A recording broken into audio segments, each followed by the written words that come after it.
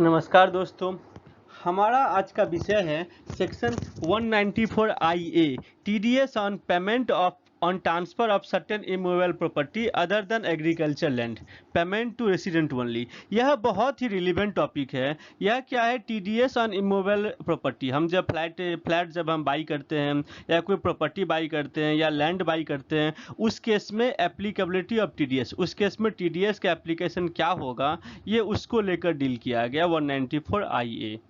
ठीक है, आइए हम लोग इसको देखते हैं।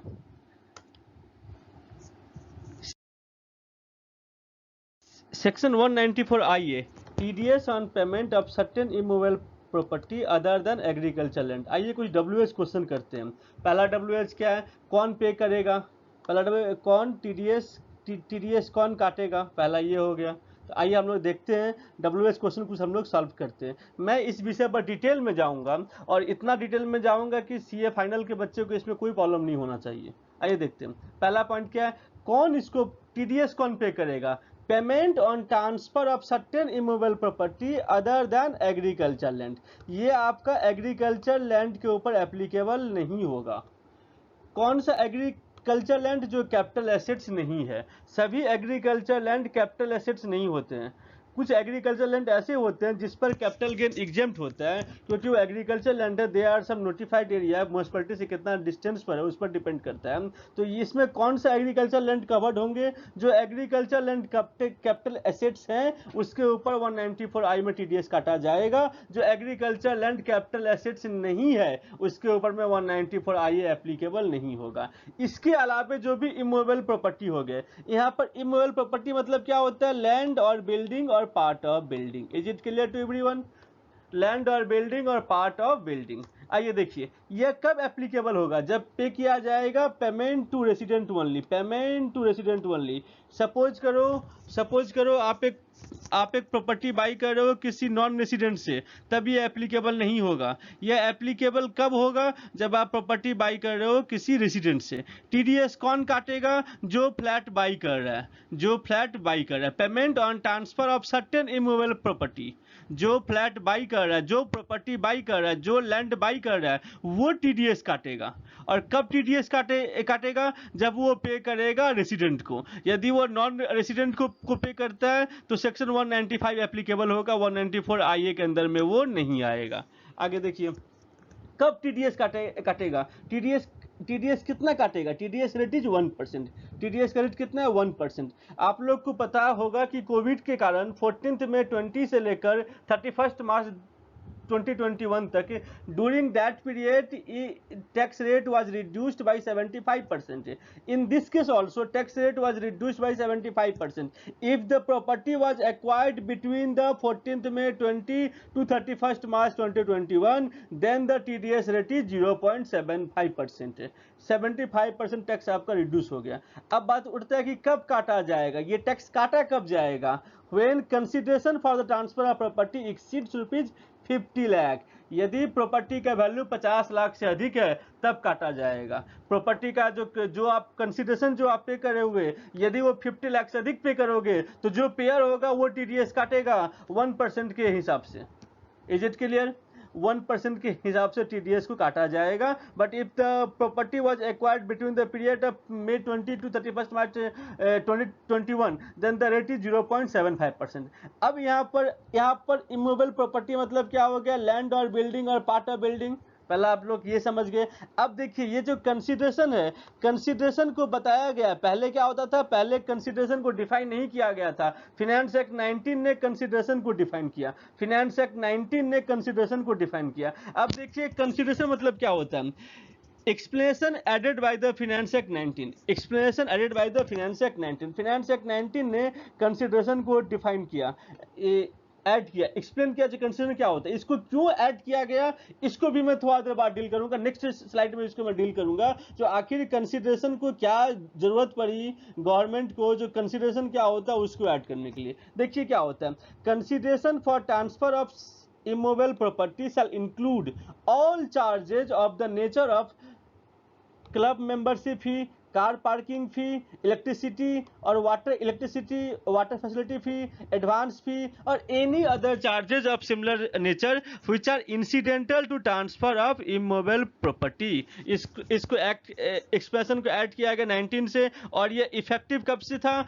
1 सितंबर 2019 से, 1 सितंबर 2019 से। द कंसिडरेशन मतलब क्या हो गया? कंसिडरेशन मतलब हो गया all charges, club membership fee, car parking fee, water fee, advance fee, all other charges that is incidental to transfer of immovable property. जो प्रॉपर्टी के ट्रांसफर के लिए इंसिडेंटल है, उन सभी चार्जेस को लिया गया, उन सभी चार्जेस को मिला के देखना पड़ेगा कि 50 लाख से ऊपर आया या फिर नहीं आया। आइए अब हम लोग ये डील करते हैं कि फाइनेंस एक्ट 19 में ये क्यों आया गया।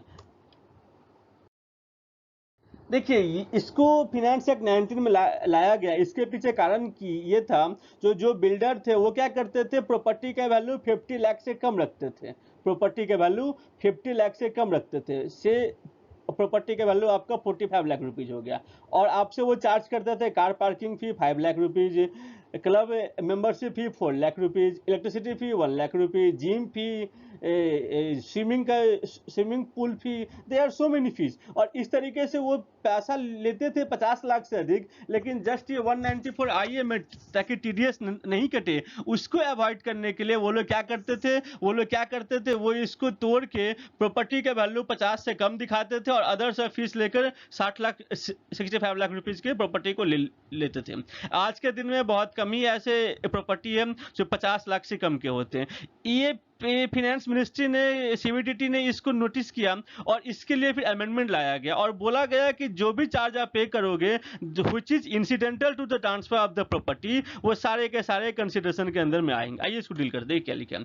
TDS at the time of purchase of, ये मैं किसको लेकर डील कर रहा हूँ, ये आपका है memorandum explaining to the finance bill. याद रखिएगा, मैंने बहुत बार पहले भी कहा है, फाइनेंस बिल को अंडरस्टैंडिंग के लिए जो फाइनेंस जो मेमोरेंडम लाया जाता है वो बहुत ही सिंपल लैंग्वेज में होता है, to make understand to the parliamentarian.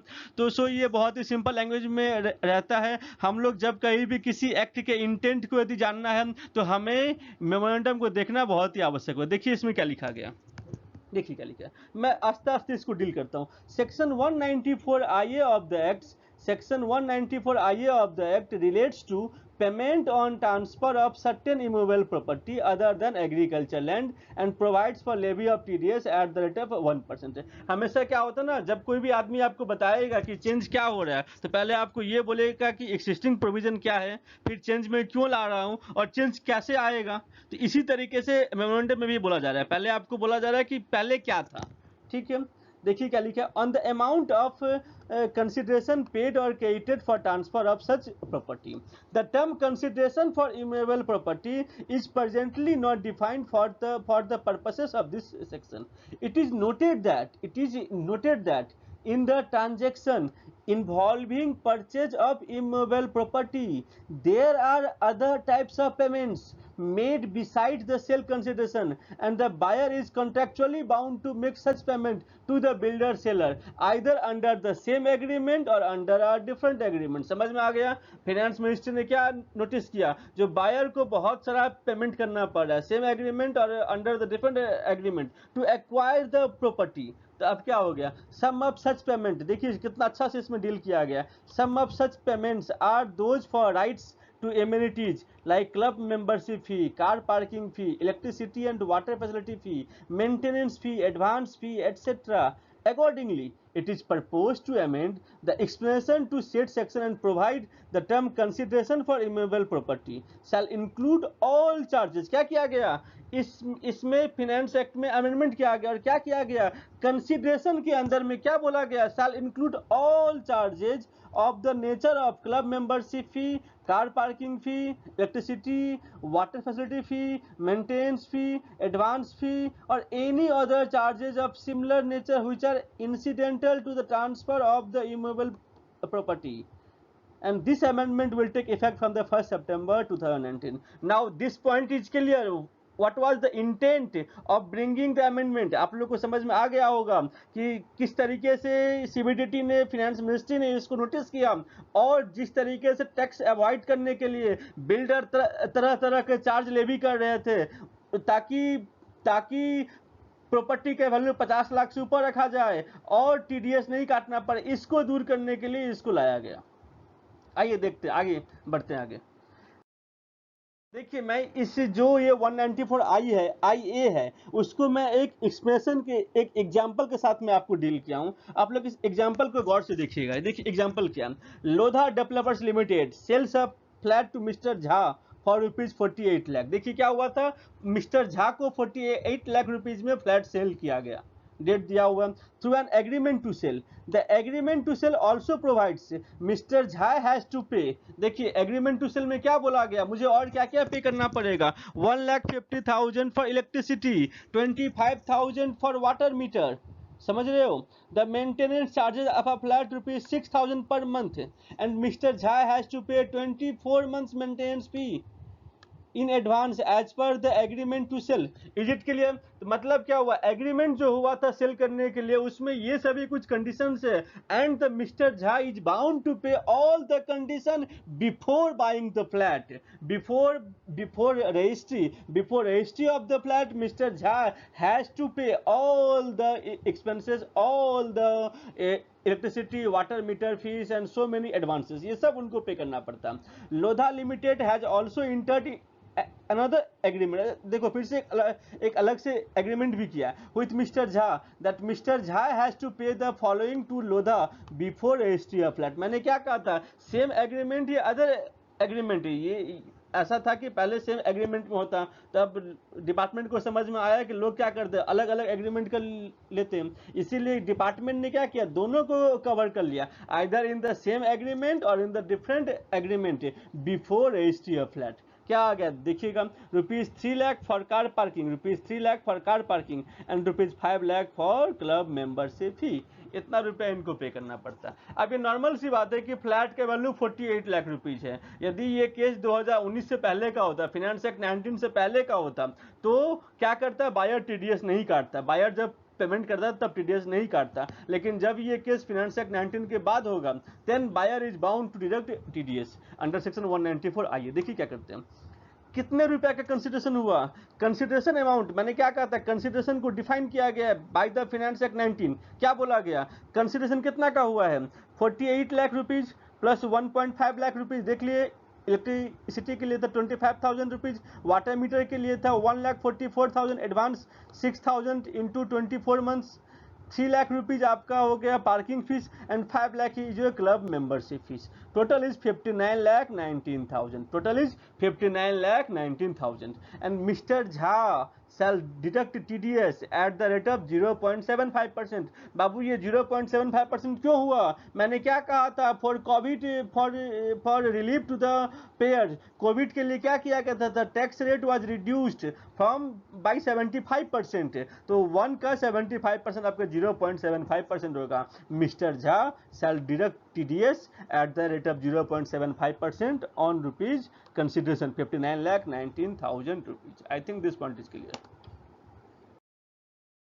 आइए अब मैंने क्या कहा था कि मान लो मैं तो एक सिंपल सैलरीड एम्प्लॉय हूँ, मैं क्या हूँ, मैं एक सैलरीड एम्प्लॉय हूँ, मैंने एक फ्लैट बाई किया, तो मेरे पास 10 नंबर कहाँ से होगा, tax deduction and collection account number 10 number तो मेरे पास होगा नहीं। क्यों नहीं होगा, इसलिए नहीं होगा कि मेरा कोई बिजनेस नहीं है, मैं तो टैक्स काटता नहीं हूँ, ठीक है। तो इसके लिए क्या किया गया, जो सेक्शन 203A बोलता है, 203A बोलता है, उसको इस 194(1)A में एप्लीकेबल नहीं किया गया। देखिए क्या लिखा है, provision pertaining to tax deduction collection account number section 203A shall not apply to a person deducting tax at source under section 194(IA)। मतलब यदि बायर के पास टैन नहीं है फिर भी उसको टीडीएस काटना पड़ेगा। सही बात है, बायर के पास तो पैन नहीं होगा, बायर के पास तो पैन नहीं होगा, फिर भी उसको टीडीएस काटना पड़ेगा। देखिए अब देखिए, अब यदि आप टीडीएस यदि काट लोगे तो गवर्नमेंट को तो जमा करना पड़ेगा, आपके पास तो पैन है नहीं, तो आप किस तरीके से गवर्नमेंट को जमा, आपके पास तो टैन है नहीं, सॉरी पैन बोल रहा था, आपके पास तो टैन नंबर है नहीं, तो 203A आपके लिए एप्लीकेबल है नहीं, 203 है, बायर के लिए एप्लीकेबल है नहीं, तो क्या होगा, जैसे मैं सैलरीड एम्प्लॉय हूं, मेरे लिए एप्लीकेबल नहीं है, उस केस में क्या होगा, आप टैक्स कैसे जमा करोगे, टैक्स आप कैसे जमा करोगे, जो भी आप टैक्स काटोगे उसकी जमा करने की आप फॉर्म 26 क्यूबी में जो चालान कम स्टेटमेंट है, चालान कम टीडीएस स्टेटमेंट है, वो आप फॉर्म नंबर 26 क्यूबी में पैसा को आप जमा कर दोगे, जो पैसा आपने काटा है at the time of making the payment to the seller. लेकिन कब तक जमा करोगे बताना, जो क्या लिखा, within a period of 30 days from the end of the, within a period of 30 days from the end of the month in which deduction is made. देखिए कि क्या लिखा है, any sum deducted under section 194 IA shall be paid to the credit of the central government within a period of 30 days from the end of the month in which the deduction is made and shall be accompanied by a चालान का statement in form 26 QB। 26 QB में statement दोगे। अब क्या है, क्योंकि आपने tax काट लिया, और आपने चालान जमा कर दिया 26 क्यूबी में, तो क्या होगा, आपको एक फॉर्म में टीडीएस सर्टिफिकेट देना पड़ेगा कि आपने जो टैक्स काटा है। Every person responsible for deduction of tax under section 194 IA shell furnish the certificate of deduction of tax at source in form number 16B। Form number 16B में आप उसको सर्टिफिकेट दोगे कि टैक्स मैंने काटा है, to the payee within 15 days from the due date of furnishing the challan cum statement. Challan cum statement का due date कब था, जब पैसा आपने काट लिया था, विद इन 30 डेज आपको जमा करना, from the end of the month in which deduction was made. 30 days from the end of the month in which deduction was made. आपको चालान सबमिट करने का डेट वही था 26 क्यूबी में। अब आपको रिटर्न अब आपको सर्टिफिकेट कब देना है, सर्टिफिकेट आपको देना है 15 डेज के अंदर में from the due date of furnishing of challan cum statement. Is it clear? देखिए अब एक ब्रीफ एनालिसिस में कर लेते हैं, इसके अंदर में क्या क्या आएगा। देखिए टीडीएस 1% यदि कंसिडरेशन 50 लाख से अधिक होगा तो। नेक्स्ट क्या बोला है, provision of section 203A shall not apply. अच्छी बात है, 210 की आपकी आवश्यकता नहीं पड़ेगी। आपको 26 क्यूबी में सबमिट करना है, चालान का स्टेटमेंट सबमिट करना है। चालान का स्टेटमेंट सबमिट कब करना है, 30 days from the end of the month in which deduction was made. ठीक है बाबू, आगे देखिए। और आप क्या करोगे, फॉर्म नंबर 16B में सर्टिफिकेट दोगे, कब दोगे, within 15 days from the end, within 15 days from the due date of submission of challan का स्टेटमेंट 26 QB। यदि मैंने क्या किया, यदि आपने इमूवेबल प्रॉपर्टी यदि बाई कर रहे हो एनआरआई से, तो आप क्या करोगे, आप जिसको पे करोगे वो नॉन रेसिडेंट है, इस केस में 195 एप्लीकेबल हो जाएगा। लेकिन आप यदि मान लो मैं एनआरआई हूँ, सपोज करो आई एम एन एनआरआई, और मैं एक प्रॉपर्टी बाई कर रहा हूँ एक रेसिडेंट से, तो मैं जो पे करूँगा मैं रेसिडेंट को पे करूँगा, और मेरे लिए 194 IA एप्लीकेबल हो जाएगा। फिर से देखिए, मैं एक नॉन रेसिडेंट हूँ और मैं बाई कर रहा हूँ रेसिडेंट से, उस केस में क्या होगा, उस केस में 194 IA इज एप्लीकेबल हो जाएगा, क्योंकि मैं पे कर रहा हूँ किसको, पेमेंट टू रेसिडेंट। आगे देखिए, if payment made to resident but email property situate in abroad then also section 194 IA is applicable.